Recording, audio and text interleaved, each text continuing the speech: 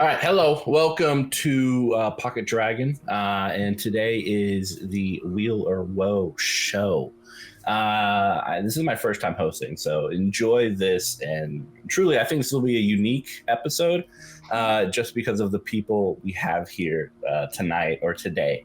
I am the host, your MC for the show, Mitch Bustillos on all the socials. But more, you came here for the barkeeps or the reviewers who will be helping us check out these different games on this sci-fi focus segment. So first off, let's hop it over to Winter. Hello, everyone. My name is Winter, Seraphic Succubus on Discord. Use it, she pronouns. I work as the kind of main ambassador and customer forward person for Cybernetic Coven. This is an international artist collective that works in tabletop role-playing games. And I'm not on social media very often, but you might see me around. Excellent. All right. And to our second barkeep, just Jayden. Hello, I'm Jayden. My pronouns are she, her.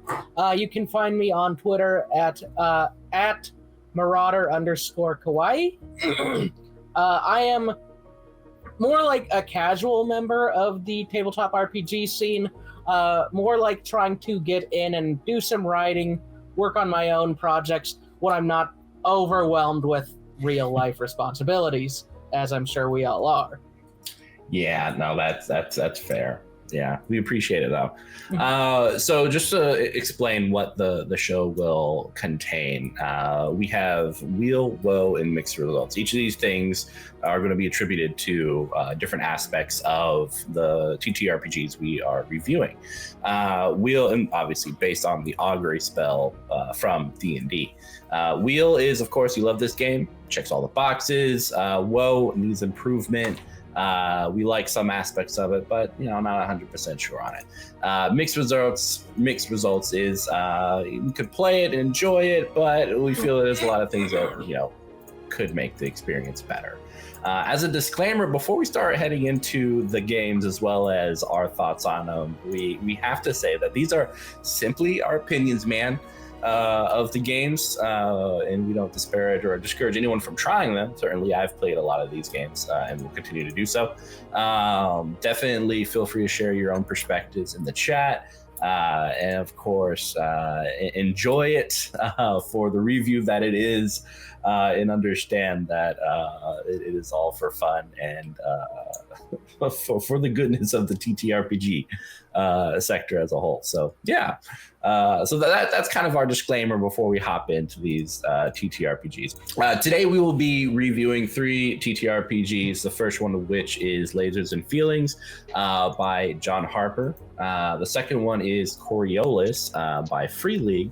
And the third one is Ashen Stars by Robin D. Laws of Pelgrim Press.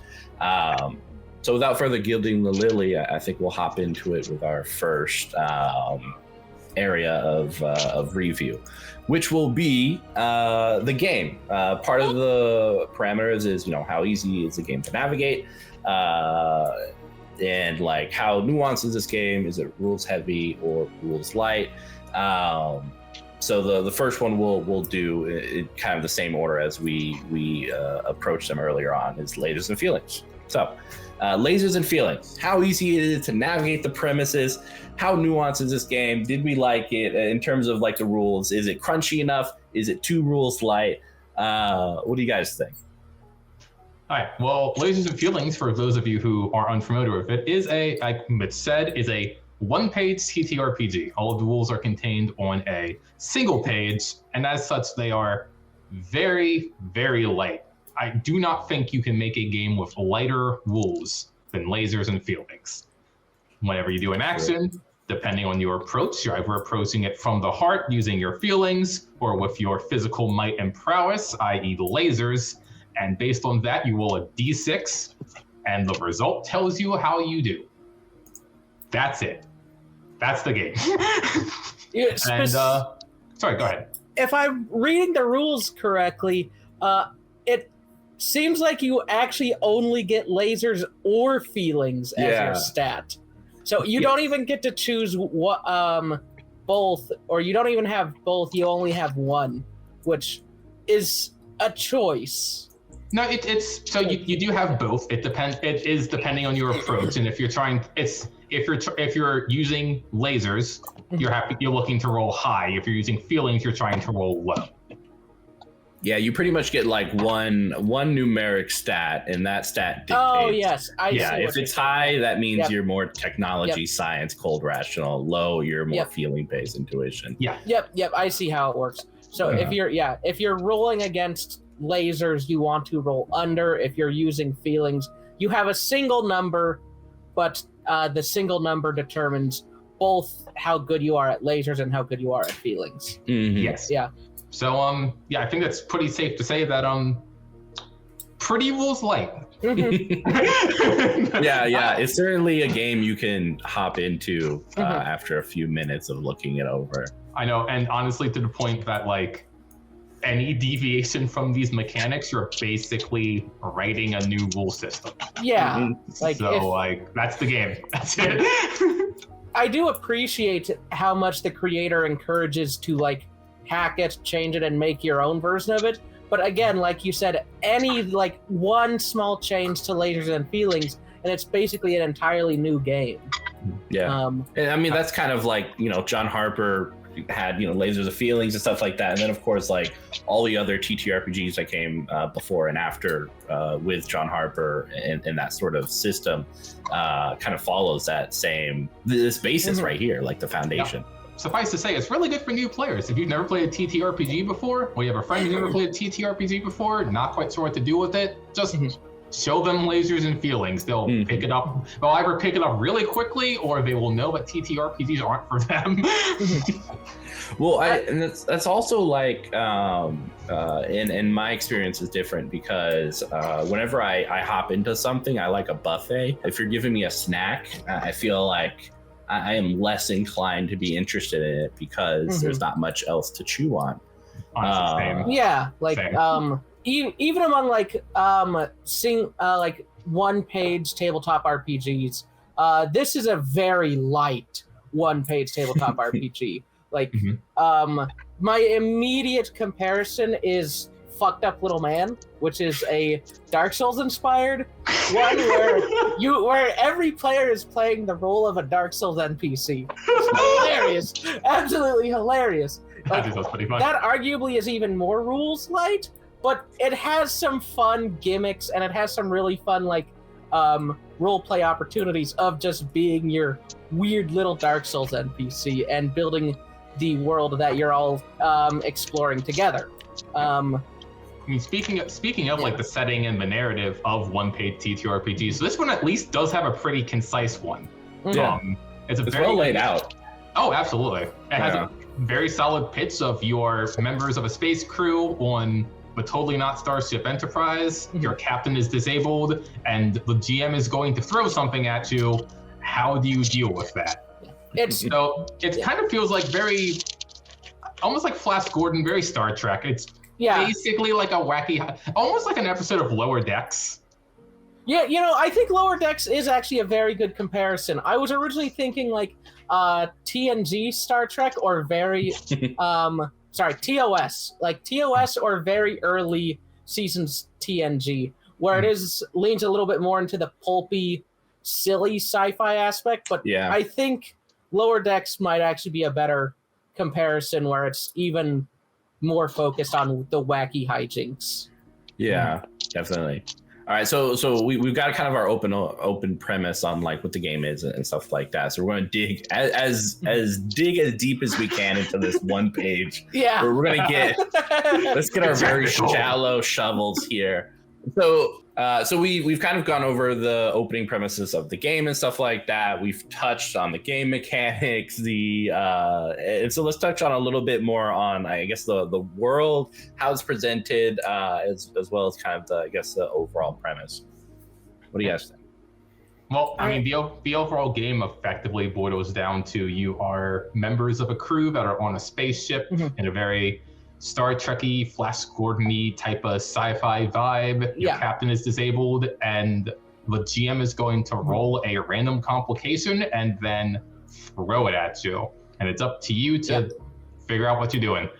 And that's the game. That is as simple as the mechanics are. The premise is equally as simple, very straightforward, very to the point. Literally just playing a single episode of generic space opera. Generic space opera galaxy adventure series, pretty much. Yeah, definitely has a bit of a Lower Decks vibe to me, I would say. Very early Trek, but even like a little bit more slapsticky than that. Yeah, I mean they even put an image on the one page that looks like the Enterprise from Star Trek. Like it's obviously not, but like very easily recognizable. Mm-hmm. And then hearts. Yeah. All right, so we're coming out to the end of it. I mean, Lasers and Feelings, one page. Obviously, the other ones, I feel like we'll have more to talk about because there are infinitely more pages than one.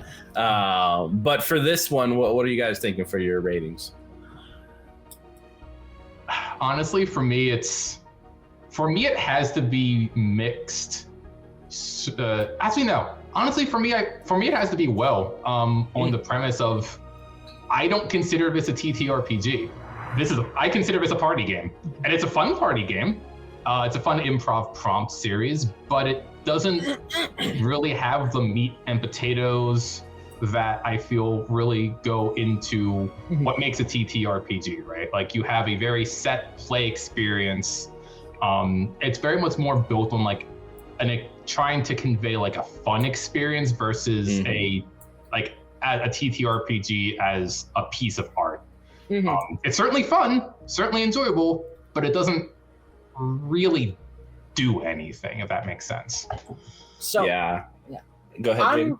I'm gonna be honest. I think I have to give this a Weal, because like, even though I've been like a little hard on it, to me, for what it's doing, I feel like it succeeds in its goal. It's doing what it's doing, and even if it is like more of a party game than like a full-blown tabletop RPG, not everything needs to be a full-blown tabletop RPG, and especially on days where either your traditional crew, not everyone can make it, or like you need a quick break from the big like month, year-long adventure.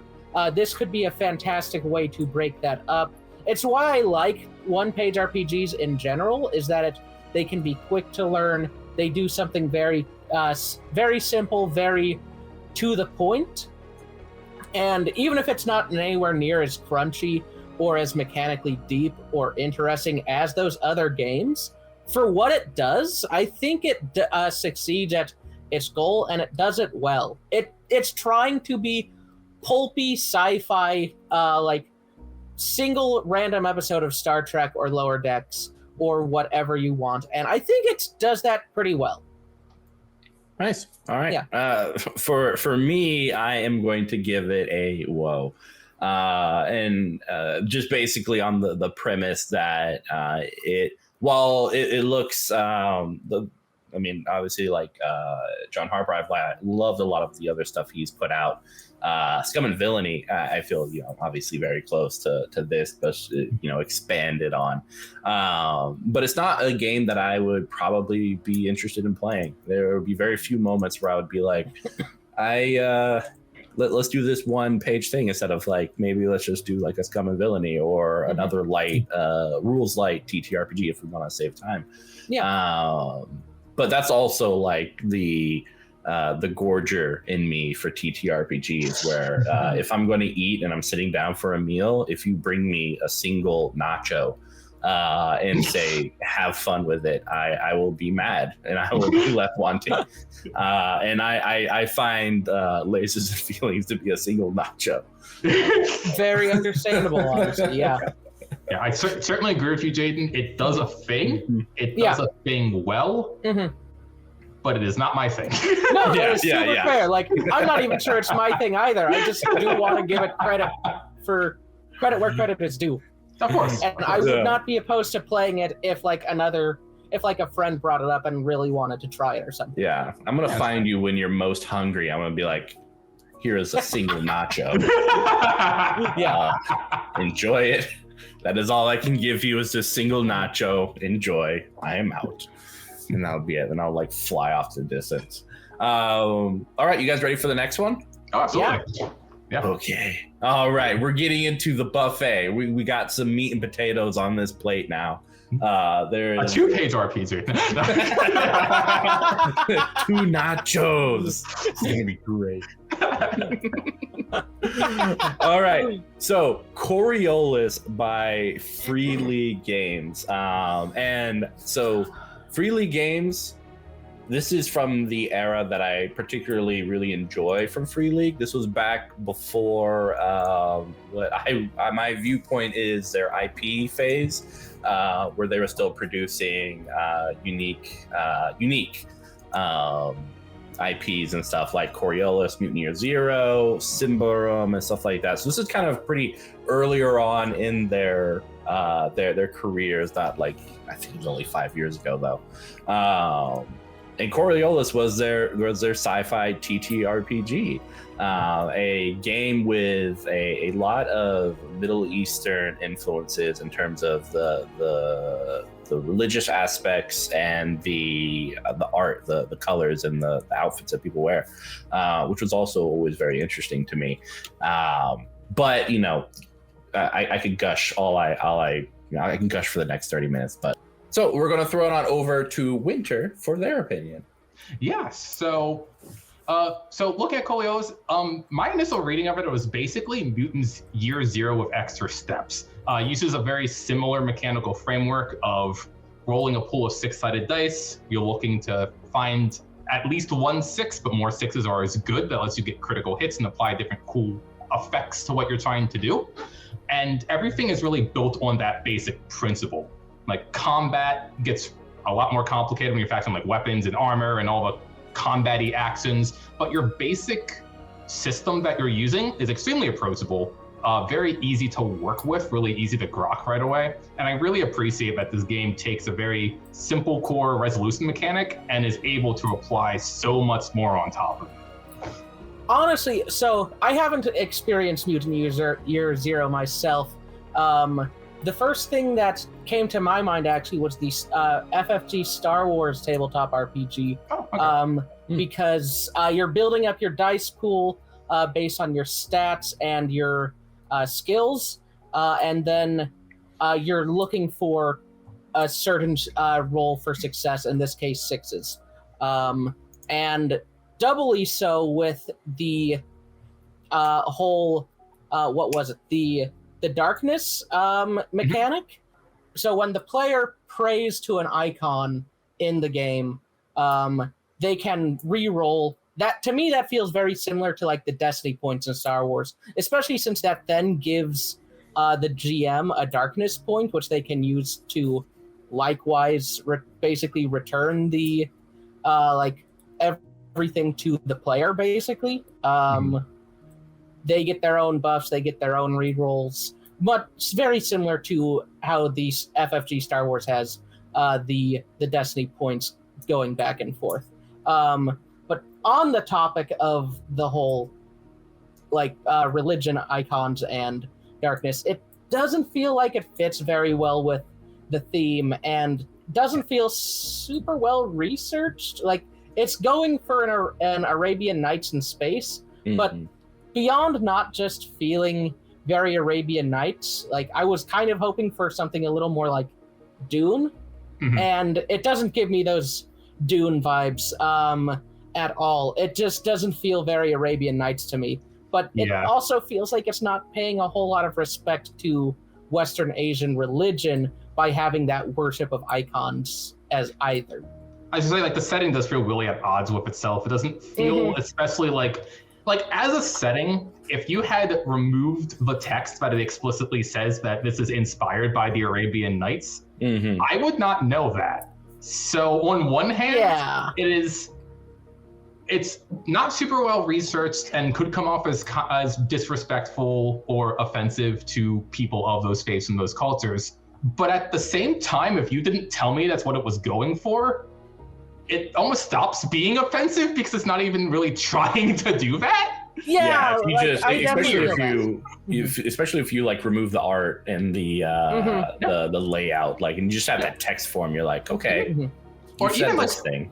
Even some of the art, like at least in the quick start, I didn't delve super deep in like the full art of the setting, but even in the quick start, a lot of the art seemed just kind of generic sci-fi. Yeah, like kind of stylized generic sci-fi. That's fair, neat, yeah. But Yeah. like, And I have because I have the core rule book and stuff, so I've been able to like read through. I've read through it like several times, and I've enjoyed the art when it shows off that style in the culture that they've brought into it. Like, but I'm yeah, I seeing guess some, quick start. Yeah, I'm seeing some like Arabian calligraphy kind of deal here, and like that is always beautiful. Just absolutely, gonna throw that out there. Love that art in general, but yeah, when it shows up, it does pop, and I'm not one to say whether or not it's respectful or disrespectful. It's not my culture, but at least it looks like there's an intent there to capture it authentically, but it doesn't do enough to even include it. It's almost like it doesn't even do enough to be disrespectful. Like, well, it's it kind of almost makes me think of Firefly, not the TTRPG, but the show, where there's the hint of I guess in that aspect Chinese, but sometimes you can go through a whole episode without it being it's almost present. like a backdrop. Yeah, where it's like something Firefly happened. had like Chinese influence. Oh yeah. They speak Mandarin or Cantonese in the show sometimes. Yeah, go ahead, Winter. Oh no, I was going to say, like, I think one of the initial setting conceits is that like Mandarin or one of the Chinese dialects is like the predominant language of the star system. Oh, fair. But of course, it's translated to English for viewing audience, so you wouldn't know. Of course. And that is almost exactly how I feel about this game. It's like, it says it, but if you don't know it, it doesn't impact your enjoyment of the game. Yeah, you can go through a whole episode without ever like brushing shoulders with it and be like, oh yeah, that is a part of the setting. I didn't know that. Look at that. That's cool. That being said, the setting that it does do outside of its inspirations is interesting. It has a lot of stuff going for it. It's a very politically faction-based setting with effectively these like two kind of opposing powers of the first wave of human colonizers and the second wave of human colonizers, and this kind of cultural class as well as political fractionization that occurs. Yeah, it has a lot of good tools as a GM for you to play with and make good, interesting stories out of. It's a little on the hollow side in the sense of it's all kind of like generic factions, but I don't think that's not a bad thing, right? Like, not everything needs to be super nuts and bolts, super nitty gritty to a point.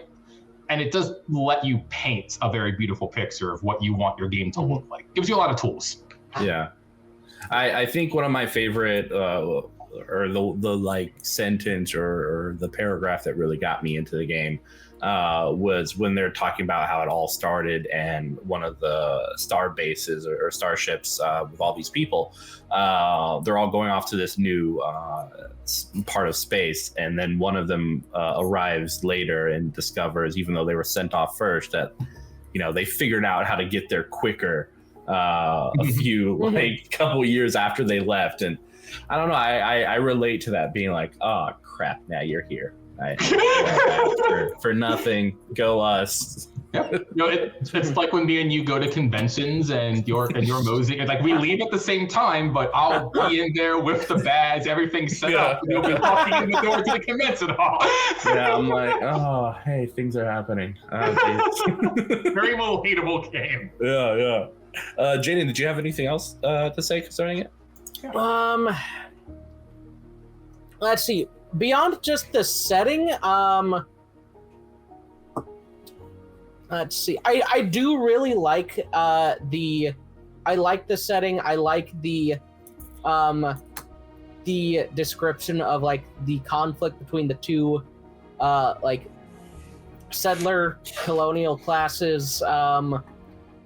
Not sure it's really fitting to use those two words right next to each other in that way. Yeah, it's a little like at least when it comes, at least with the first come, maybe a little more so with the Zenithians, but even then it's like yeah.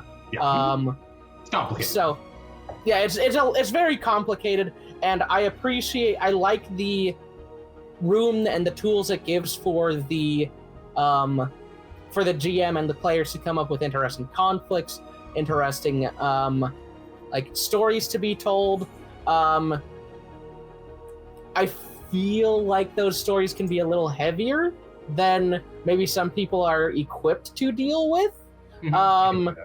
But other than that, like that's less of a knock on the system and more of a please do your research as both GMs and players when you're making characters and trying to tell a story. It is definitely a heavier game. Not only like not even the setting, a lot of the mechanics also have a lot of weight and depth to them. Like it's the intention is that when you make your characters, you're all making them together as part of a crew with defined roles and strengths and weaknesses. So it really rewards breaking down and communicating what players want to do, so you can get the most out of your crew and also your starship, which has a whole system and making what type of ship you can do, which is really fascinating. And then even down to the combat, where while it isn't the grittiest game in the world, in the sense of you can take multiple gunshots in a combat and not die, unlike other games, when it gets brutal, it can get very brutal. It has a whole critical injury chart that has things from broken bones and fractures to even harsher things I don't think I can say on stream without being demonetized. But you know, it gets a little intense. And I like that a game is able to kind of present the harsh options without it being the default. Like if you want to play a more run and gun kind of shoot 'em uppy type of game, you can just not declare you're using a critical attack on your enemies. And if that's the type of game you want to play, it kind of lets you like opt into how deadly you want the game to be or how heavy you want the game to be. Like I said earlier, lots of tools, lots of fun dials to play with to really present the type of game you want to run. Yeah. And go ahead, Jayden. I very much like the use of like dedicated roles and positions for like being on the ship, your strengths and weaknesses. I feel like there are not enough RPGs out there that really lean hard into that. This is what your role is in this group. We like everyone. It's a meme in the community of like you all meet up in a tavern because you're all being hired at the same time, and like you have no connection beforehand. No, that's frustrating to deal with. Just have a predetermined group that has their roles, that has their like. Obviously, they had something beforehand, but they've also are all part of this group now, doing a job of some sort, and they have their strengths and weaknesses. I believe the Rogue Trader RPG also does this in a similar way, where everyone has their role on the ship. Yeah, and I would say and this is I don't know if this is from the quick start or another scenario, probably another scenario, but I was really excited to run a game where there was a djinn left on a ship, and so it was like the first time that I've ever been in a sci-fi like space TTRPG where you bring kind of like these old mythologies into it, instead of it being like this Hellraiser-esque alien, which I'm used to. So I was happy to find the djinn, even though it was there to kill me with the same like malevolence as anything else I found in space. It was a happy like, oh, that's cool. You're from those stories. Yeah, sets me on fire. And when the game does that and is willing to indulge in some of the more mythological aspects of its inspiration, it it's intriguing. It's interesting. It's that nice little like wink and nod to a camera of, hey, we're trying to do something interesting here. Mm-hmm. I don't think they succeed at it personally, but they're trying, and I respect it. And it's certainly like this was, as I said earlier on in the show, like this was my favorite time period for Free League was, you know, the Coriolis, Mutant Year Zero. They had a Symbaroum and stuff like that, where you had all these like really unique, you know, IPs.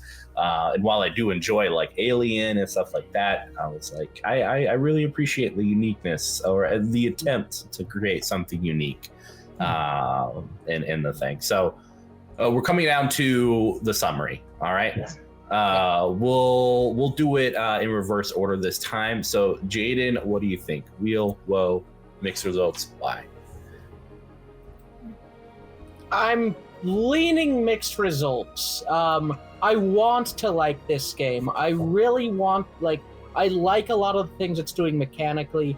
I'm a huge fan of the Star Wars tabletop RPG. I think I prefer what they're doing a little bit more than this. This does feel like Genesis Light, which isn't necessarily a bad thing, but I do prefer Genesis personally. But I do like the emphasis on the roles. I like the emphasis on the, you know, where you're part of a group and this is what you are supposed to be doing. This is what you're strong at. This is what you're weak at, rather than just trying to create like super powerful badass heroes that plenty of other games, especially like Dungeons and Dragons and of course Genesis / Star Wars does. But the theming, it misses the mark on the theming, and if it went a little harder into the Arabian Nights feel, I think it would hit it a little more for me. Or if they didn't mention the Arabian Nights, it would still feel a little more like generic sci-fi or science fantasy. And there's just that real big disconnect between the Arabian Nights and the religion thing for me that makes it go from being a full-blown Weal to I wish this was left in the oven a little longer. All right. Winter, your thoughts? Well, it's a little unfortunate you had Jayden go first, because Jayden basically said everything I wanted to. I'm sorry. We'll go back for the next one. That's cool. That's good. Great. You get to finish off the next one. Excellent. But yeah, so I also have to give it a mixed results. The system seems fine. Like, it's workable. It's doable. I like games with a lot of crunch to them, so I'm very intrigued by the combat and the space building and the weapons art. We didn't even touch on the weapons art. There's like 20 pages of weapons in this book. Oh my goodness, there's a lot you can do. And a lot of cool weapons. I remember there was one that I really enjoyed, but go ahead, Seth.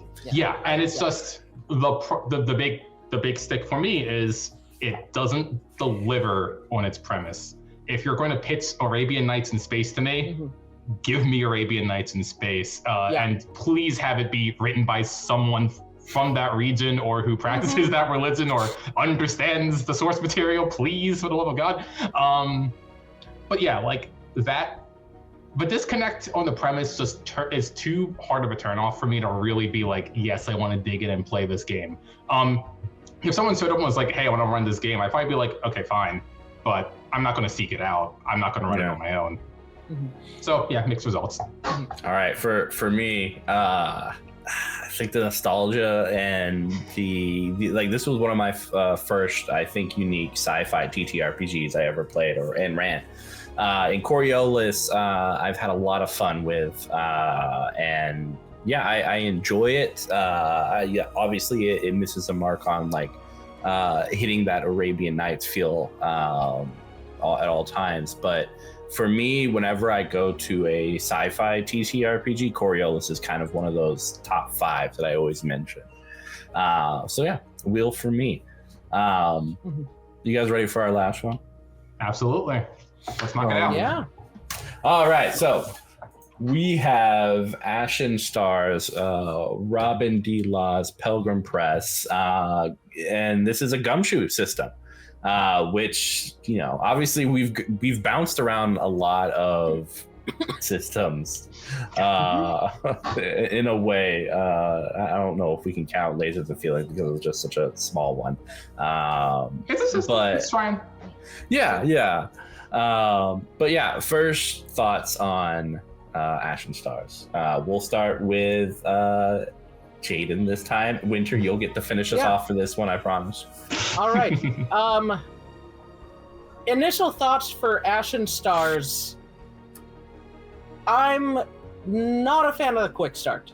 I want a quick start. I want a quick start. I want like an intro, an intro to the game to give me a decent amount of the mechanics, a decent amount of the mechanical depth to really be able to sink my teeth into it and figure out exactly how the mechanics of the system works.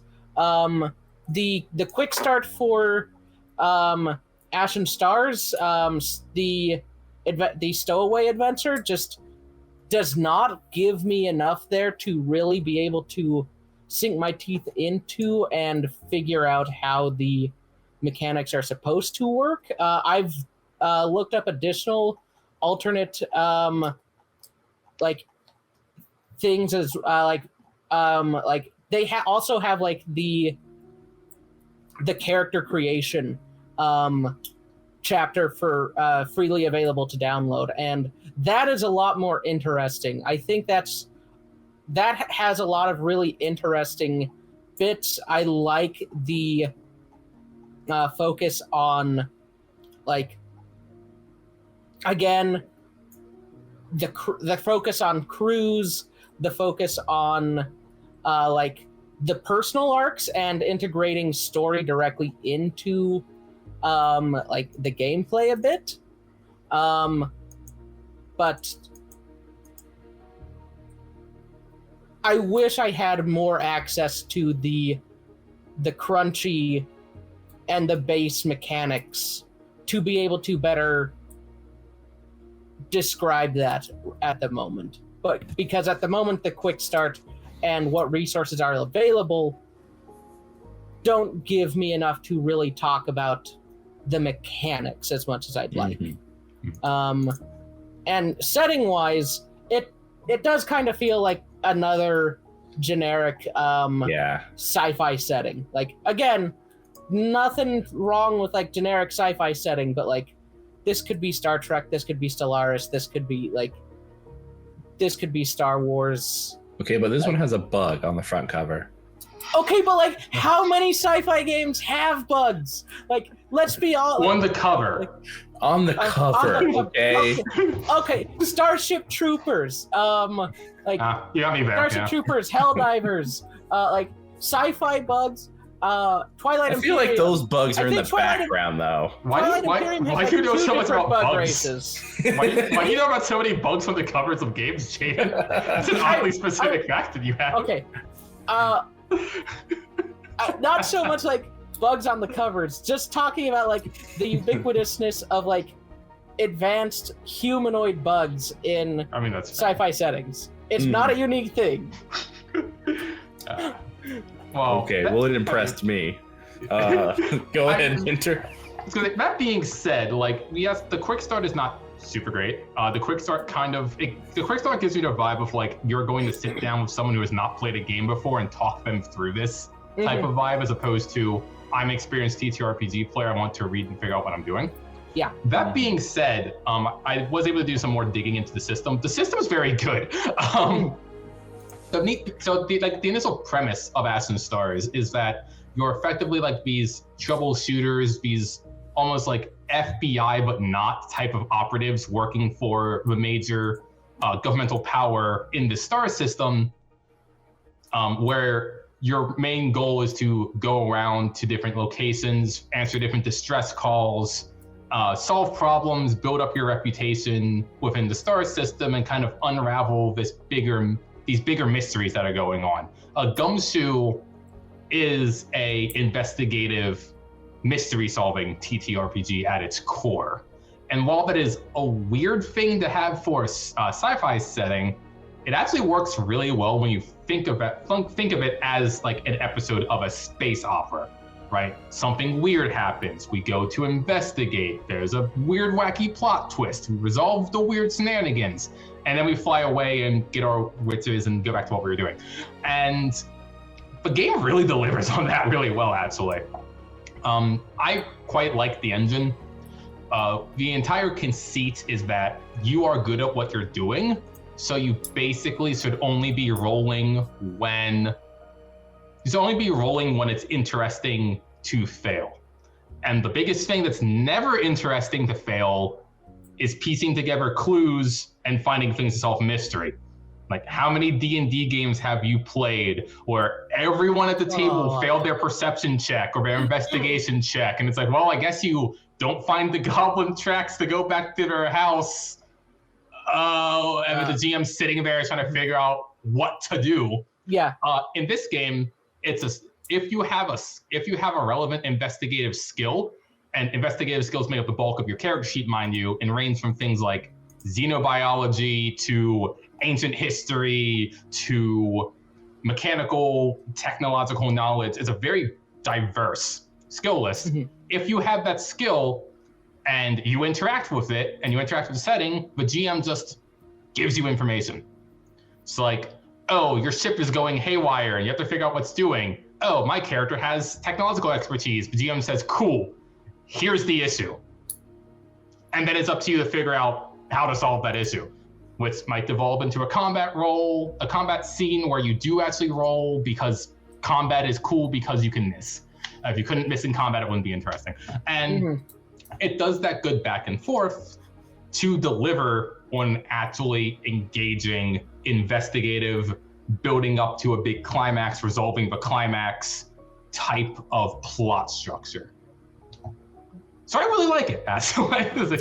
Yeah, the gumshoe system, I have enjoyed, though I keep going back to the base systems and I think the ones that I've mostly dealt with it have been Delta Green, and then I forget what the gumshoe version of it is, and of course Call of Cthulhu and whatever the gumshoe version of it is. I always forget the gumshoe title of it because it's like it's similar but not it. Yeah.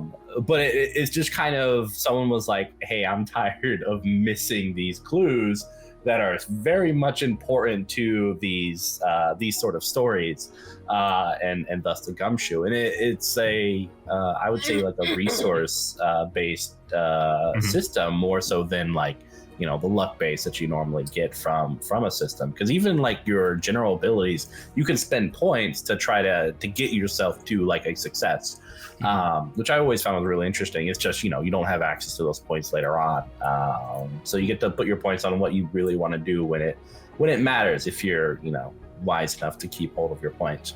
And so yeah, the gumshoe, I've always really enjoyed it, though I still find myself playing the base versions of the games instead of the gumshoe ones, despite like enjoying gumshoe.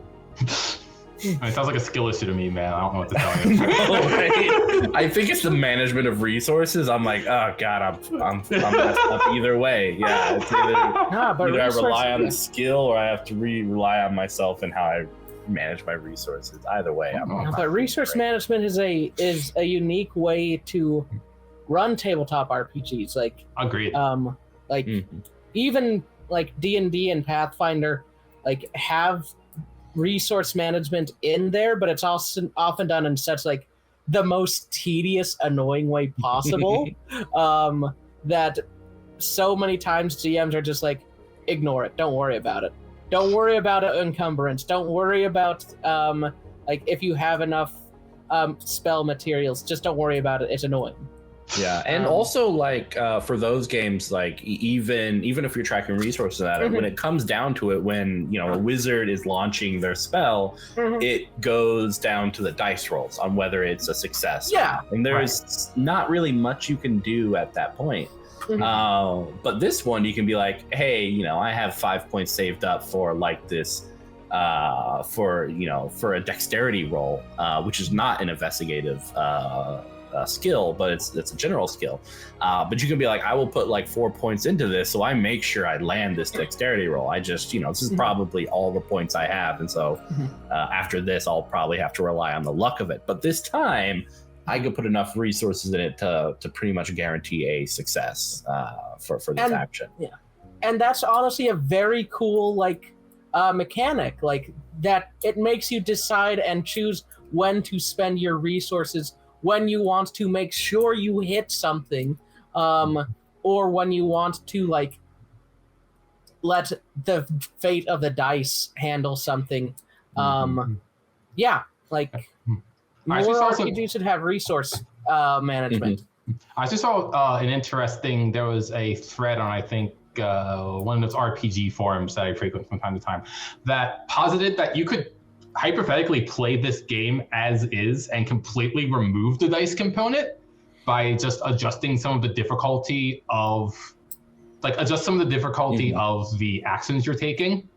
And then you don't even have to have the dice component. You make it strictly resource based. And I think that would actually be a more interesting game if you just took out the dice. But that's yeah, it would be. And obviously, I'm a fan of resource TTRPGs. But yeah. All right, going back to Ashen. All right, so we've talked about the mechanics. I think we're definitely looking. I feel like this is hard to determine whether this is, at least the mechanic wise, whether it's for intermediate players, advanced players, or beginner players, because the viewpoint of it is so different. The fact that you don't roll for certain things, and then you have these points. I feel if you're coming from D&D, even if the gumshoe system is, I feel pretty simple. I think that kind of shift would be difficult for them to implement. Absolutely. You definitely have to have an open mind when you're coming into this game from other systems. That being said, I would probably have no issue pitching it to newer players, because it's a pretty easy sell of just you get to do the cool thing. Yeah. You want to do the cool thing? Cool, you did the cool thing. And they don't have to worry about juggling dice rolls and adding this to that and whatnot. It's just, this is the thing your character is good at. Yeah. You do it. Yeah. You do it, yeah. Feel cool because you're a cool character who's good at their job. Yeah. I like that. That is something that a lot of modern tabletop RPGs have been focused more towards, of if you are good at something, you just do it. You don't have to worry about that random critical fail where you're this expert locksmith that apparently just this one time sneezed the moment that you were trying to unpick a lock and accidentally set off the alarm. And while that can lead to humor, it's also that doesn't give you a power fantasy. That doesn't let you go into the power fantasy that you're looking for. If you're playing that expert locksmith rogue, you want to be able to do the sneaky sneak and effortlessly break into the into whatever complex you're trying to get into. So yeah, and it's definitely. Sorry, go ahead. I was gonna say, I think the biggest thing when it comes to that, because I could definitely see the counterpoint of being well, if you can always just do the cool thing, then what's the point of playing a game because you're just succeeding all the time? Games that are willing to have that back and forth dynamic that come with resource games, where sure, your rogue is really, really good at picking locks, but you have to spend your lock picking points to do so. So if you blow all of your lock picking points, and then when it comes down to the wire and you have to do this thing, then it's, oh, well, now it's on me to fail, and a good system will make that failure interesting. Just as much as it makes the success interesting. And I am not going to devolve into pitching my own game that does this very well, because we'll be here for another hour. So the next Weal or Woe show. And obviously Gumshoe is for a specific type of story, right? You're not you're not going to have these super action-packed alien-esque one-shots. You're going to have things where there's a mystery, and your investigative skills are going to come into play a lot more and are needed for the story to progress. in all the Gumshoe ones, it's kind of like the focus of it. So it's interesting and cool to see a system that's like, we do this thing. This thing is our area, and that's our area. Don't make it weird. So, as I like to say, a good system. Because They did that thing. Yeah, a good system should have, what does my game do? It does X. Oh, you don't want to do X? Then you're maybe play something else. I don't know, man. No, that's it. Yeah. Did we want to touch on anything else before we come to our verdicts? I did want to bring up one tiny thing that's kind of like the setting kind of tone of this game. Compared to the other two games we've talked about, I do think this is the game that does space opera the best. And I have to agree there. That is due to its character arc system. When you make a character, you actually come up with the type of arc you want your character to go on and specific plot hooks you want to see come up in the game, which gives your GM very good signpost on how best to flip those melodramatic levers and be like, okay, well, suddenly your long lost cousin shows up and it's the bad guy, whoa, and that kind of thing. But it's something that you bought into when you made the character, so it feels good when it happens. Yeah. And I also think it might have don't quote me on this, I'm pretty sure it has like a relationship system too. Not sure if it does, might have missed that. I think if you say it while it's recorded, it is quotable. I hate that, you're right. You've doomed yourself, Winter. I have. But but the fact that it has these baked in systems to have those signposts of what you want out of the game, what drama you want to unfold, as well as it playing very nicely into that kind of 3-act structure. I think it does space opera the best out of all the games we've talked about. The other two being a lot more freeform, which means if you want to play space opera in those, you kind of have to have the buy-in from the GM and from the players. But this game is, no, you're playing space opera. That's what the game is, play it. And I like that. 100% agree with Winter on that. I adore, like, if you treat tabletop RPGs as storytelling games, there needs to be mechanics that encourage that storytelling and telling and like the character development of the characters you're playing. I know there are a lot of people that take tabletop RPGs more as that game and more as like that dungeon crawl, and no shade or no knocking against them, that is a fantastic way to play. But if you're, for the people that want it to be a storytelling thing, we need to start actually making that storytelling a mechanic, because like, even though we want the focus on the storytelling, it's still a game. We still need that game part to be reflected in the story. And I do think that the multiple subplots and arcs are fantastic ways to do that. I also really like how the setting, even if it is a little more generic, tries to do the unique thing of we're in a post-utopic, post-Star Trek setting where the Star Trek utopia was 5 minutes in the past, and now we're trying to rebuild from that and exploring that interesting gray area that allows players to be kind of like those rogue freelance FBI agent like you were describing. Another thing I like about the setting is that it inherently flat out tells you that there is a mystery involved in this game. One of the races were these super powerful cosmic eldritch beings, and now they're not anymore, and no one knows why.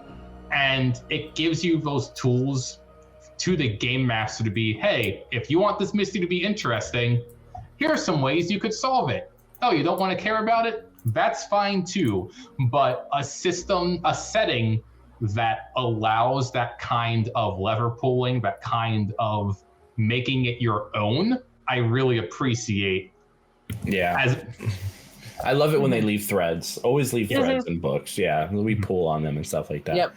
At least if you're writing a mystery game, leave. Yeah. Yeah. I mean, don't be like, hey, how do you make an attack roll? Oh Who no! knows? Here's some threads. You tell me how you make an attack roll. All right, Winter, why don't you go ahead and start us off with your final thoughts, unless you've already given it, and obviously Weal, woe, or mixed results. Oh, well, absolutely a Weal for me. This game, I think, knocks it out of the park in terms of what it's trying to be and what it's trying to do. You could say that it's a bit generic and that it doesn't really like push the gumshoe system and really show you the best it can be. There is also an interesting quirk where if you don't care about space combat, then an entire third of the game's subsystems you don't need to engage with, which is kind of funny. But as a gameplay experience, I think this would be probably the best of the bunch for me that I would enjoy playing. All right, Jade? I think I have to agree with Winter on this. This is a Weal for me. Like I do very much like settings, and I feel like despite the kind of lackluster setting, I really like a lot of things it's doing. I want to explore the gumshoe mechanics more personally, and even if the quick start was a little lackluster for me, I like what I've seen, and I really like what they're trying to do, and I want to explore and play around in this space more. So this is definitely a Weal for me. All right. For me, it's a Weal. I've enjoyed the gumshoe system when I've gotten to play it. The setting itself seems interesting. My only qualms with it is, I guess, is an art presentation that doesn't really speak to me. But overall, like digging into it and stuff, I've always found the gumshoe as well as the way they present space opera to be captivating. So Weal for me. We got 3 wheels. Wow. We have a tricycle. Woo! All right, we have just finished up our last review of the game with Ashen Stars, and we have deliberated, we have thought about some things, and I think we're ready to announce the Barkeep's Choice. What do you guys think? Yeah, let's give it to them. Yeah, and for those who don't know, Barkeep's Choice, we are going to play and test out this game next week in the next episode. So definitely check that out. But do we want to do a drum roll? Not a real drum roll, but kind of like a boop, boop, boop, boop. We could just, like little fingers. And I'll pull out like, we got like these in little pieces of paper in here. And, hey, Ashen Stars. Ashen Stars is one. Ashen Stars by Robin D. Laws, Pelgrim Press, has won the Barkeep's Choice. We'll have that up here. That's fantastic. I mean, it's the only one that got like all wheel. Yeah, we had an actual consensus of everyone enjoyed the system and the game. Everyone liked it. Yeah, and we'll get to check it out more next time.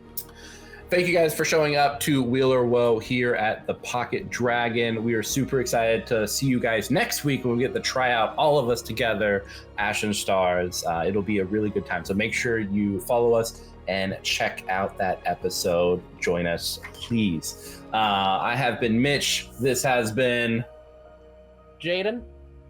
And the other one has been Winter. And we will see you guys later, and we'll make some cute noises as we head on out. Bye! Bye. Thanks for joining.